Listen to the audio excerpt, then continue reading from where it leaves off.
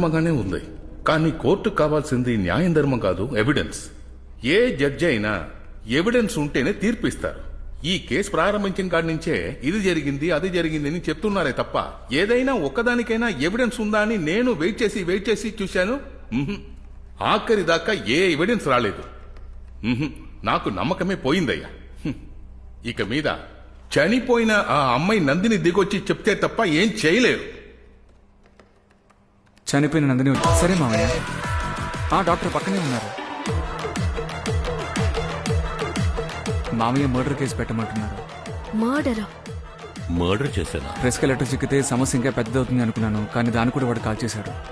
ఇక మీదట ఈ సమస్యని మనమే పెద్ద చేయాలనుకుంటాను. హత్య అంటేనే అన్ని మీడియా పీపుల్ వస్తారు, అప్పుడు ఒక పెద్ద డబ్బు చూడొచ్చనే ఈ విషయాలని చేశారు యువర్ ఆనర్. డాక్టర్, బాడీని వాళ్ళు కనిపెట్టలేరు కదా?